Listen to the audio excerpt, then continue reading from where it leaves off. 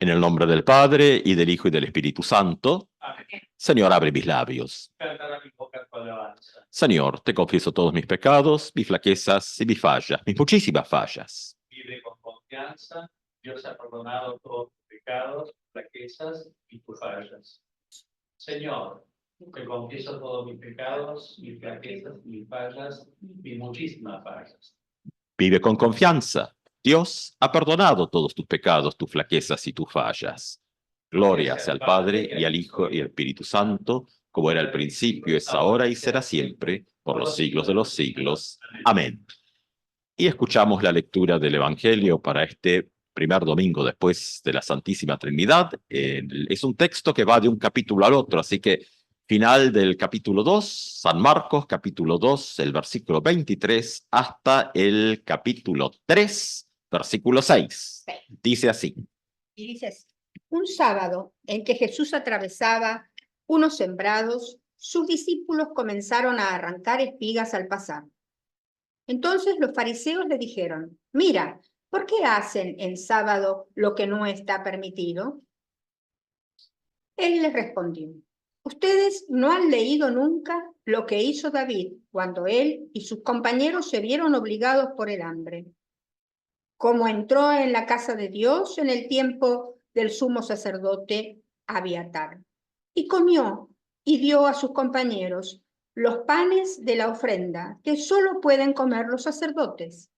Y agregó: el sábado ha sido hecho para el hombre, y no el hombre para el sábado, de manera que el Hijo del Hombre es dueño también del sábado. Jesús entró nuevamente en una sinagoga, y había allí un hombre que tenía una mano paralizada.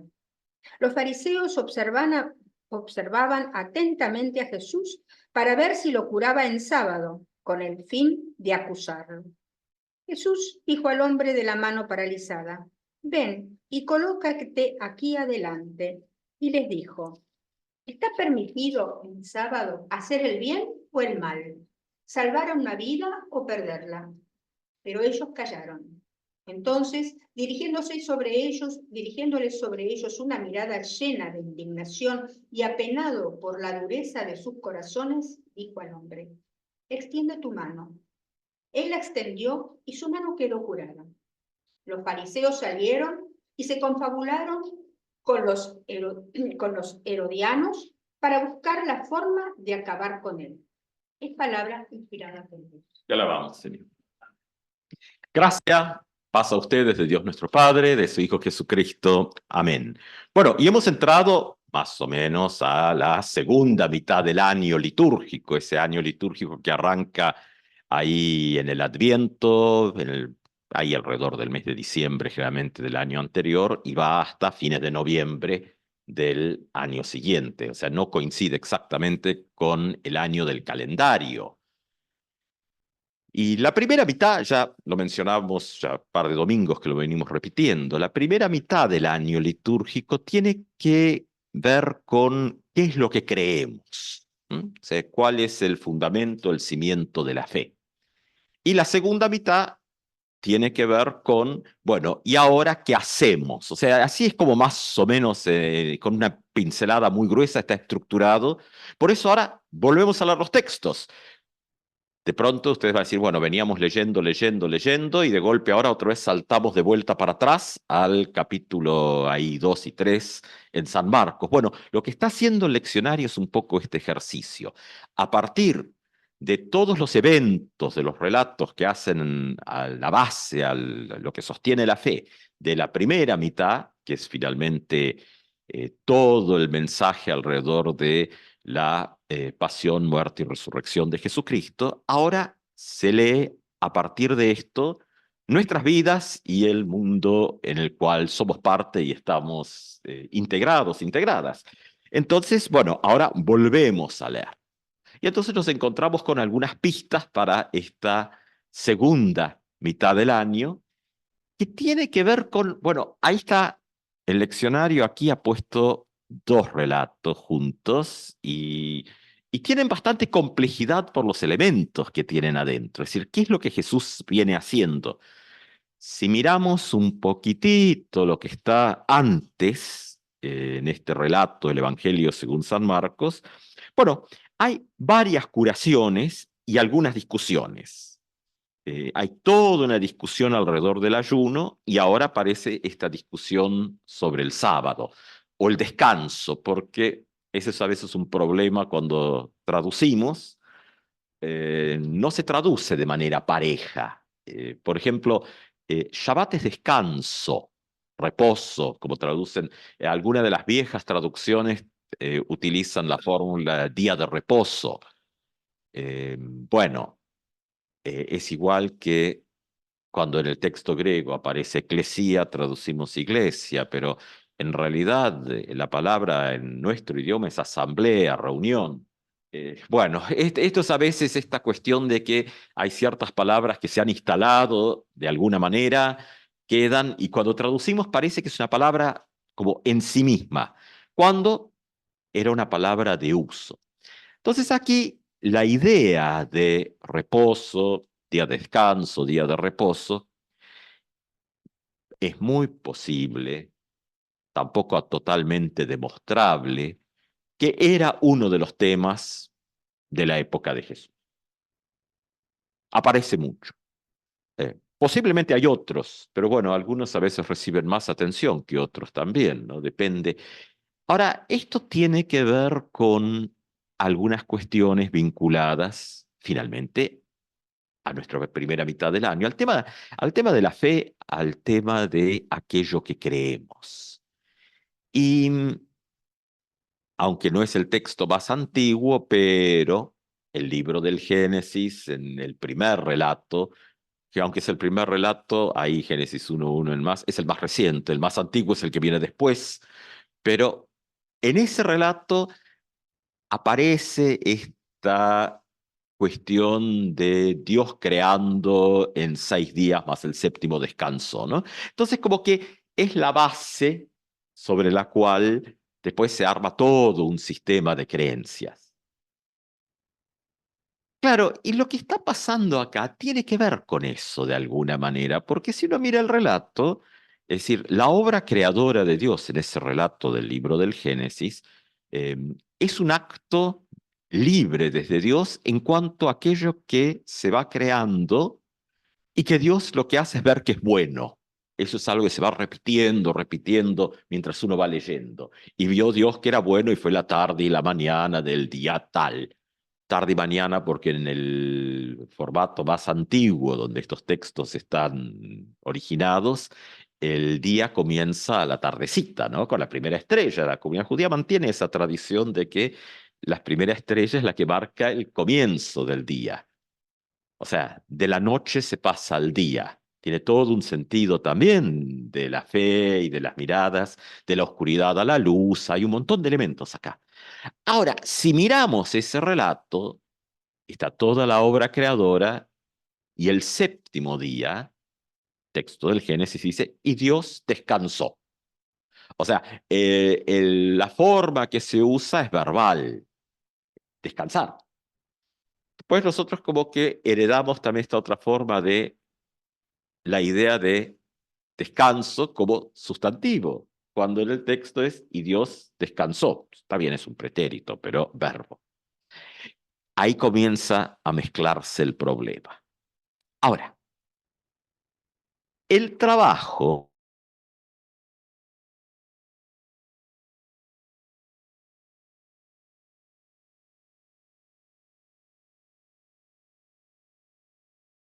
mira, 2:4 ven adelante, ahí, bueno, aparece el relato del quiebre, digamos, del pecado, como quieran llamarlo, no importa. Y ahí aparece el tema del trabajo humano.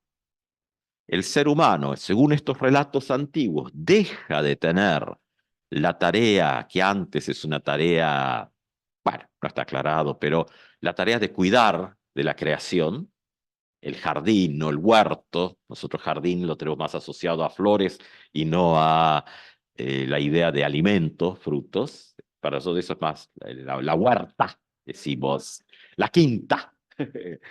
En inglés kitchen garden se usa, no sé si se usa todavía, suena medio viejo, pero bueno, estaba.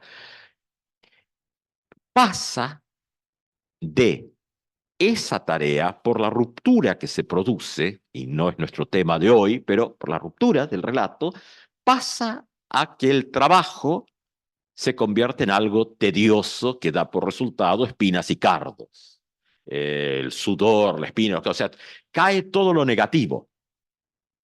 Siempre es un problema para las teologías protestantes que hacen tanto elogio del trabajo, ¿no? Porque no es así en el relato bíblico.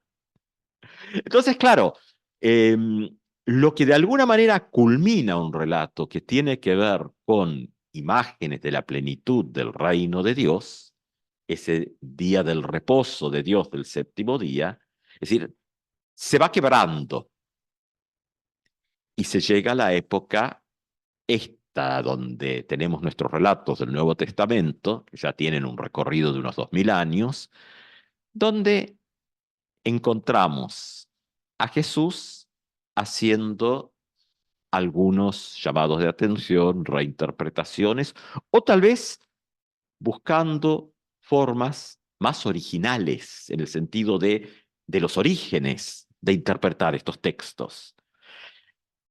Y los fariseos, que si miramos, escuchamos el relato, al final terminan confabulados con los herodianos, porque el problema es que las acciones y la prédica de Jesús inciden directamente en la vida de la comunidad de la época, inciden en la vida de la gente. Por eso nos cuesta a veces también porque tenemos la idea de los fariseos como muchas veces la idea equivocada de grupo sacerdotal, cuando hay que ver que los fariseos eran un partido político, igual que los herodianos, que eran los del rey Herodes, ¿no? Es decir, hay como por lo menos cuatro, hay algunos grupos, una cantidad de grupos más grandes, grupos políticos. Son los fariseos, que son un grupo conservador cercano al pueblo, eso sí, porque están con las sinagogas, que es donde ocurren las cosas con la gente. La reunión, la sinagoga, es ese lugar que es el lugar de culto alrededor de la palabra, de la ley, pero que también regula todas las cuestiones de la vida. Están los otros, los saduceos, que esos son otro grupo, también conservador, pero no tanto, que manejan el templo, manejan la otra puerta de la cosa. La parte sacrificial la manejan ellos. Entonces, bueno, también es quien maneja la economía, los diezmos y todas estas cosas. O sea, el templo tiene eso agarrado. Los fariseos lo que tienen es otro vínculo con el pueblo. Después uno tiene los herodianos, que son los partidarios del rey Herodes, que se acomodan a lo que venga. Sí, sí, son bastante flexibles en ese sentido. Donde pueden sacar tajada están. Por eso no tienen problema de cómo moverse. Depende, son mucho más pragmáticos en ese sentido. Después uno tiene los celotes, que eran el grupo así de revolución constante, así medio terrorista. Bueno, y después los esenios y otros grupos, ¿no? Bueno, entonces estos son los grupos que están. Y Jesús se mueve en medio de todo esto. Claro, la presencia de Jesús, no sé si se escuchó, pero sí está abierto el otro micrófono, Marta decía molestando a todos, genera un desacomodamiento de todos. Por eso los fariseos, que en general son muy rectos en cuanto a doctrina y todo, claro, no tienen conexión con las necesidades de la gente, que eso es lo que va a traer Jesús, como le pasa muchas veces a la teología nuestra también, ¿no? Es decir, eh, si uno mira el propio luteranismo, todo el pietismo y todo va a surgir porque la iglesia luterana se fue convirtiendo en simplemente una burocracia institucional como iglesia estatal. O sea, lo que alguna vez se le criticó a Roma termina siendo la propia iglesia luterana en Alemania, ¿no? Entonces, bueno, aparecen movimientos de renovación que buscan, mejor o peor, pero buscan por lo menos otro tipo de acercamientos en la pregunta de, bueno, ¿cómo es nuestra relación con Dios a través de Jesucristo, la relación con la fe, y cómo esto tiene que ver con la vida de todos los días? En medio de esto, entonces, los fariseos han puesto en el centro la ley. Y digamos que la controversia que se va a dar ahora es justamente por el centro. ¿Qué es el centro y qué está alrededor? La ley que aparece como un fin en sí mismo, que es el tema farisaico, y que con eso regula la comunidad, la sociedad, todo. O sea, los fariseos tienen la idea que si esto está funcionando, todo funciona. Con esta cuestión de, en realidad, lo que le pasa a la gente no importa para el fariseo, porque lo importante es la ley. Ha pasado en algunos movimientos, también dentro de nuestras iglesias, ¿no? Que uno después puede cuestionarlos, pero si la formulación teológica, dogmática es correcta, el resto no importa. Bueno, el problema es cuando esto se desconecta de la vida y las necesidades de las personas. Es decir, ¿qué es lo que está en el centro y qué es aquello que es accesorio? Y ahí es donde aparece justamente la prédica, no solo la prédica en palabras, sino también en acciones de Jesús en esto. Es decir, porque si hemos venido leyendo antes en Marcos, hay una cantidad de curaciones que Marcos las va poniendo como una especie de salpicado. Eh, Algo que se vuelve importante en la acción, la praxis, el ministerio de Jesús es esto de curar, sanar y las alimentaciones, las limitaciones de la multitud que se repiten en los textos, son como esos elementos que están presentes. Ahora, tampoco encontramos en Jesús el sacar la ley afuera. No, le da sentido diferente.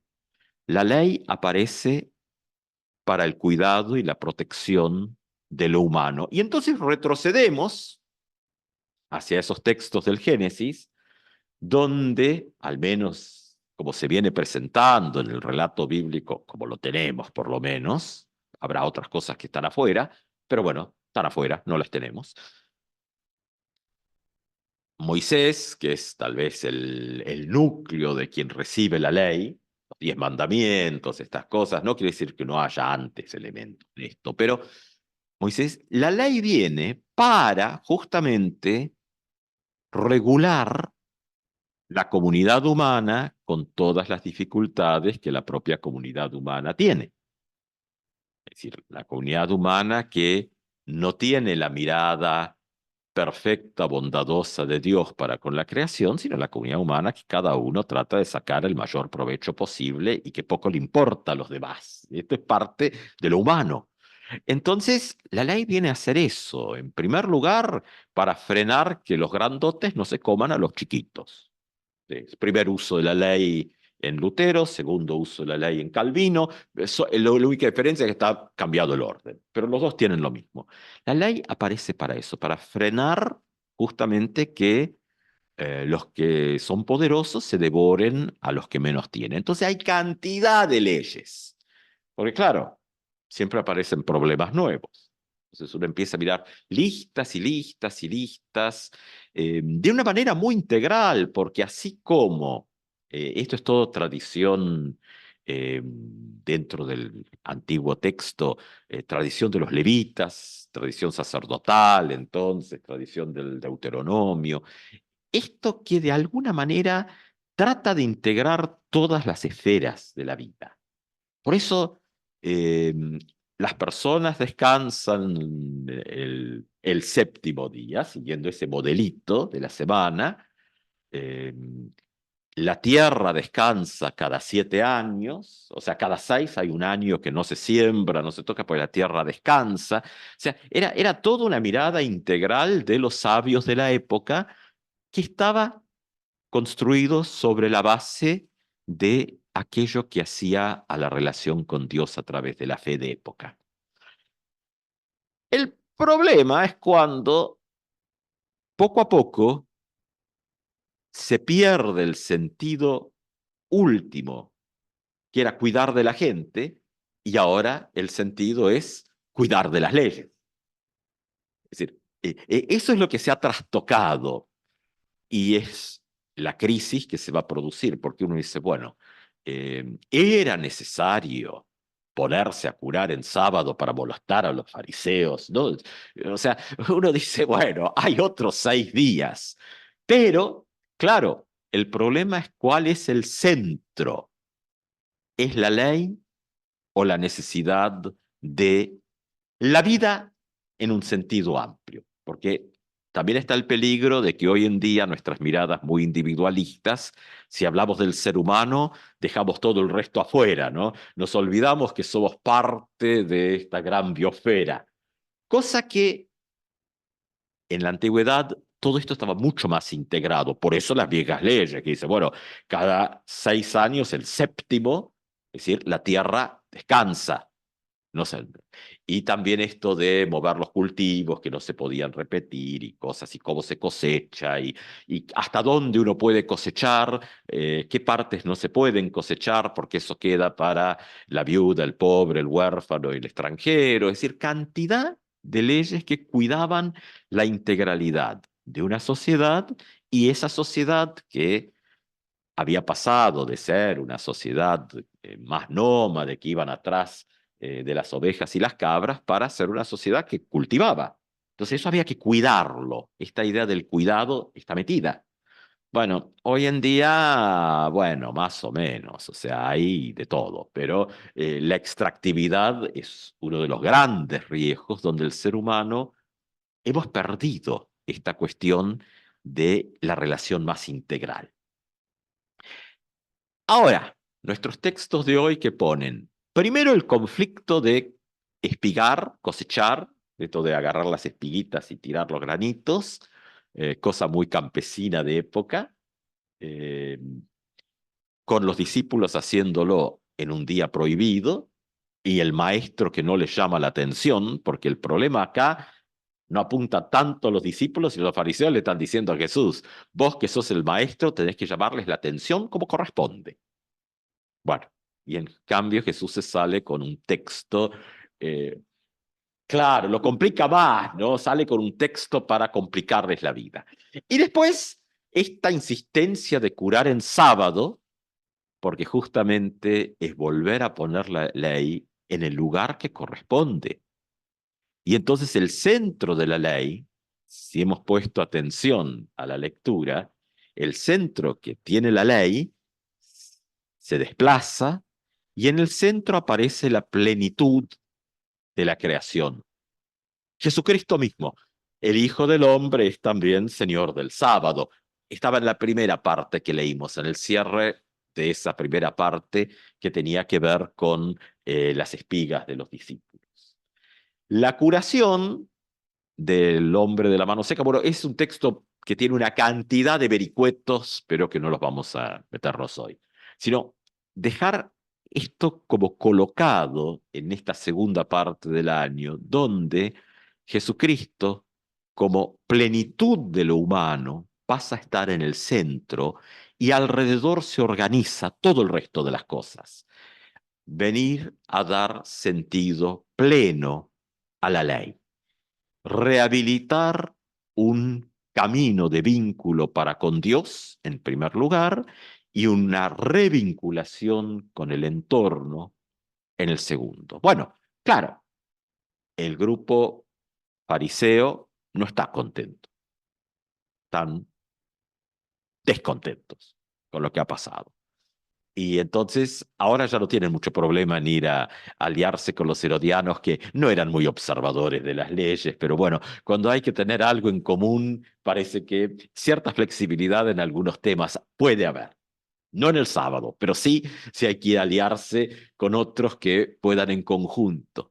Y ahí está la pugna de estos textos. ¿Qué es lo que está en el centro? Está esta necesidad de la vida plena, integral, completa, que de alguna manera aparece aquí en la representación esta que aparece mucho en Marcos, ¿no? El Hijo del Hombre es dueño también del sábado, esta centralidad. O está el modelo de alguno de los grupos del poder. Es decir, esto se repite a través de los tiempos. ¿Qué está en el centro? Es decir, ahí es donde terminamos o empezamos siempre. Es decir, ¿qué está en el centro? Es decir, ¿qué es lo importante? Es decir, para el grupo farisaico, lo importante es el cumplimiento de las leyes, pero también es importante que ellos se ocupan de ser los policías de eso. No es una abstracción. O sea, les da un lugar. Son los policías de eso. Los saduceos esto no les preocupa. Los saduceos, mientras tengan buena administración y la plata les anda. O sea, pero cada uno tiene su centro. Ellos están perdiendo su centro, que es el tema de justamente ser policías de los demás. Un lugar. Otro centro que después va a aparecer, que tiene que ver con los saduceos, va a ser si el centro es la economía o si es la vida humana.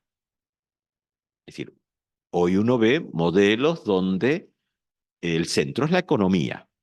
Y entonces va a morir una cantidad de gente y no importa, porque el centro es la economía. No llegarán los medicamentos, no llegará la comida, no llegará quién sabe qué, pero el centro es la economía. Entonces, la economía va a estar saludable, solo que la van a disfrutar 4 o 5. Es decir, ese sería el modelo saduceo. Los fariseos se están perdiendo acá. Los herodianos todavía no han aparecido demasiado. Después con los problemas con el rey Herodes, cuando Jesús lo termina llamándolo esa zorra, que bueno, uno puede imaginarse lo que eso significaba en la época, bueno, ahí sí van a intervenir también. Entonces, estos grupos, todos tienen sacudido el tablero, porque lo que se coloca en el centro es justamente la necesidad de la vida humana, en el sentido amplio, en su relación con todo lo creado, con todo aquello que muchas veces dejamos afuera. En esta segunda parte del año, la pregunta que viene, bueno, ¿y qué debemos hacer? Aparece en todas estas imágenes ahora donde leemos nuevamente los relatos del Evangelio a la luz de la primera parte, que es la pasión, muerte y resurrección de Jesús. Un Jesús ahora que interviene en favor de la necesidad de la vida en una cuestión amplia, y especialmente aquellos y aquellas más afectados y afectadas, como por eso las curaciones siempre son concretas. En esta, el hombre de la mano seca, la mujer del flujo de sangre, la hija de Jairo, siempre son concretas, no es una cosa así general, siempre son apuntadas y generalmente produciendo sacudones porque se salen de los moldes que los que están con el mundo acomodado quieren mantener de esa manera. Quiera Dios que en esta semana, es decir, estos movimientos que Jesús va generando en los relatos sean también movimientos en nuestras propias vidas, en nuestra relación con Dios, que es una constante, y cómo esto se traslada a nuestro entorno, a cómo nos relacionamos con todo el entorno amplio del cual también somos parte. Que así sea. Amén.